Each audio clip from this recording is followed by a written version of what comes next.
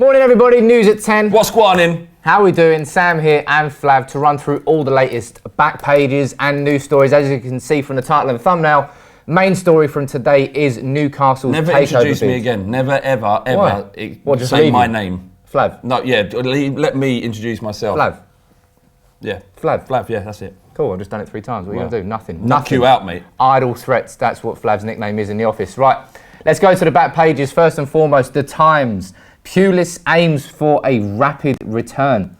I mean, I think he's getting linked to the Wales job. You know, I think it's time for Pulis to just go. What, like curbishly, just go down to the 30. He's like the old horse that needs to be put down now, and it's like everyone's had enough of Pulis and he's boring football. Put a bolt in Pulis' neck then? No, I'm not saying physically like that, but theoretically and in the symbolism of it. You know what I mean? It's time for him to go. You know, let him go down to sort of Barnet or something. Go and have a go at that. Barnet, you need a manager? Anything? No more ruining football, Pulis. He's definitely good. Apparently he's going to be the favourite to replace Clement if he gets sacked from Swansea.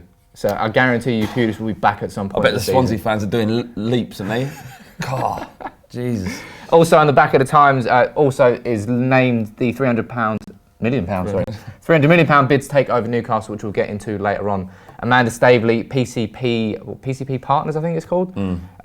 So she is fronting that firm, which has now formally submitted a 300 million plus takeover after 2 months of negotiations. We'll explain that in more detail in a bit. Going to the back page of The Guardian. Again, it's talking about the Staveley bid, talking about the Stoke 2-2 draw with Brighton last night. Brighton are doing all right, aren't they? They're nice. Like, I thought going down, absolutely guaranteed going down. But as did Bournemouth, when they come up, they're kind of showing their own. And Chris Houghton. Chris Houghton, he is a good bloody manager. I mean, he should have kept that Newcastle job when he brought them up. And he's had some rough times. You know, he's been sacked when he shouldn't have been sacked. But every single time he's consistently getting people into the Premier League, and he's keeping them there. And you know, hopefully Brighton keep him in the job and see what he can do with a bit of money next year. Got a comment here from Paul O'Connor. Newcastle signing Ryan Babel. If you haven't heard it. Oh right, I mean that's our You remember that? Yeah, I do. On transfer day, we made up a rumour that ended up trending on Twitter, and then Brian Babel responded to. So it would be amazing things if he actually ended up signing Newcastle. I'd love it to happen. It would be nice. Right, let's go to the next back page. We've got the Independent, all talking about Allardyce. Your man. You're going to get like a signing on fee or something if Allardyce gets a job? I should. But anyone who knows a little bit about football knows that Sam Allardyce delivers. I'm not sure what he delivers, but he gives you something, doesn't he? He keeps you in the Premier League. He gets you into that top 10, and you can attract a better manager. It must be tough for Sam Allardyce because he's essentially walking into jobs. He's stabilising a football club and then giving them a platform to get someone better than him. I think he's happy with that though. I don't think he is. He wants recognition. Know your strengths. He wants recognition. Well, let's not talk about England then. Right, going to the final back page, talking about the Mirror. This is the worst headline I've seen this week. Busy Izzy leaves Stoke in a tizzy. Yeah, the Mirror stuck in the 1980s. Yeah, tabloid journalism once again. Great pun, lads. Obviously, that's to do with Izzy Brown last night. Did he even score last night? No. I don't know how he left them in a tizzy. Maybe he was ripping it up. Maybe he was. Matt Wilson, Huddersfield fan, part of Ball Street. Co-owns Ball Street actually. He's pretty upset that Izzy Brown's not there anymore, and he's gone to Brighton, and now he's just there. A little bit of context for you. But don't care, let's move on. Pulis is a back page there as well, but let's go to The Guardian, talking about potential replacements for Tony Pulis, who was sacked yesterday as West Brom boss. I'll just list off the names of managers. I guarantee you could name them all. We've got Nigel Pearson, right? Alan Pardew, Martin O'Neill. We've got Michael O'Neill as well, Northern Ireland manager, and Aberdeen's Derek McInnes, who's been linked with the Rangers job too. Yeah, he's been spread about anywhere, a bit like chlamydia. He's just like everywhere at the moment. Yeah, but chlamydia is unwanted. Yeah, maybe a bit. Yeah, 100%. You want it? No. Right. Anyway, I've had it. Who would you know? If you're in the comments, horrible it was. If you're in the comments, get checked out though. Seriously, guys, it's a serious thing. If you're flinging your willy about, there's no harm in getting checked out. There's a little bit of news at 10 for you. Just go look, because sometimes it's symptomless. When was the last time you got checked, Flav? Well, I've been with. Let's not. I'm with my girlfriend. Very happy. Very happy. And, he loves her. Just in case you didn't know, he loves her. No need to get checked out. Right. Okay. Anyway, so potential replacements for West Brom. Would you put Sam Allardyce in? Because Gary Megson at the moment is their manager. Gary Megson. Yeah. Well, he's only interim manager, isn't he? It's not like they're not. Yeah, but sometimes the interim managers just dig the claws in and just stay until the end of the season. I'm not leaving. Yeah. I'm not fucking leaving. I'm not fucking leaving. He's just the West Brom. I mean, unfortunately, and not for the baggies, not for their fans, but outwardly they just come across as that club that just make up the numbers, don't they? Unfortunately, and look, it's about time. They were a huge club once, and now, well, no one thinks about them at all outside of the Black Country. I'll tell you who used to be a previously massive club, Newcastle United. Back in the early 90s, they were one of the big boys in the Premier League. It hasn't really worked out for them in the Ashley reign. Segue. No, but so right now, they have formally received a bid from PCP Capital Partners in the region of 300 million from a business fronted by Amanda Staveley. So a bit more information on that for you. Who is Amanda Staveley? She helped broker the purchase of Manchester City when Sheikh Mansour took over in 2009. And she was apparently part of the Dubai International Capital's 400 million for Liverpool back in 2008.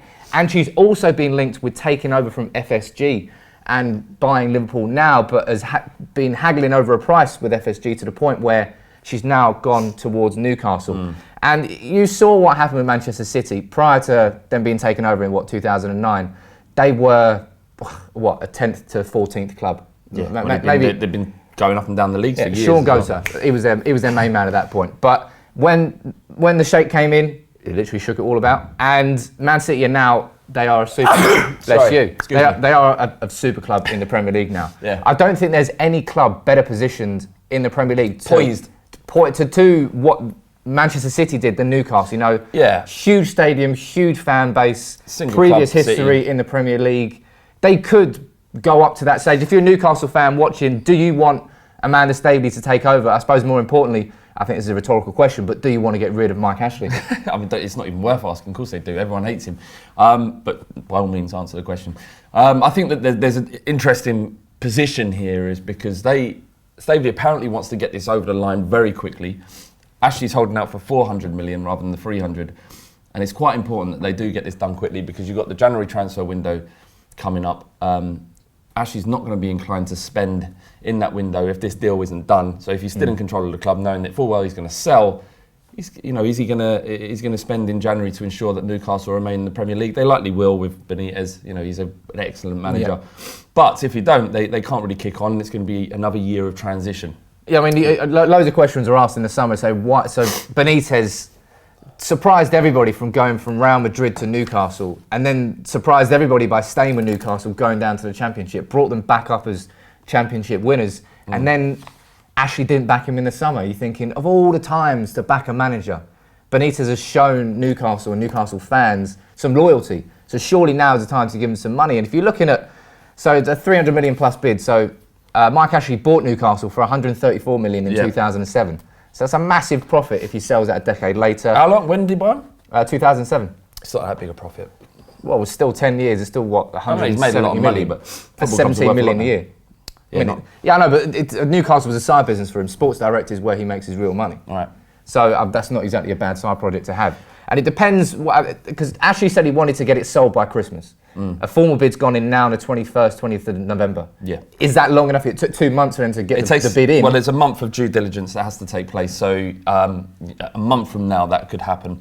He's also signed 5 NDAs. So that means there's 5 interested parties in buying Newcastle, Staveley's, was it PCP? PCP Capital. They're the ones that have come out and have gone public with their bid. All the others, if they make a bid, will have to come out and be public as well. The fact that he signed 5 makes this very interesting and also could force through the deal. It also means that he could actually enter into some sort of bidding war for Newcastle United. I think that's what he wants, isn't it? That's what he wants because he's ultimately going to get more money. But the problem for Newcastle and Newcastle fans is that the longer this draws out, the longer the transitional period will be. But ultimately, I think Newcastle fans are going to be, they just want him out. And as soon as possible. Yeah. Right, here we go. So we've got Del Boy here saying McInnes is going back to the West Brom job, saying McInnes is a former player, and to be honest, I would take him from the West Brom job over Rangers, who are just a bit of a mess. Someone said, can I wipe my nose? I've got a really runny nose and I've been running tissues, I'm sorry. Well, Anthony Barrett said chlamydia rumour for the West Brom manager job, so... I want 100 quid. I don't really want to blow it. That's nothing. Right, there you go. Let's wrap it up. News at 10. It's all about the Newcastle bid. Let us know in the comments if you're a Newcastle fan. Are you happy about this bid from Staveley? Do you want it to go through before Christmas? And do you see that as a sort of, if that can happen for the January transfer window, you can sign a few players. Could you even kick on for maybe trying to push into Europa League spot? Because you're not that too far off at this point in the season. Let us know. Thank you all for joining in today. We'll be here tomorrow at 10 a.m. British Standard Time. Until then, take it easy.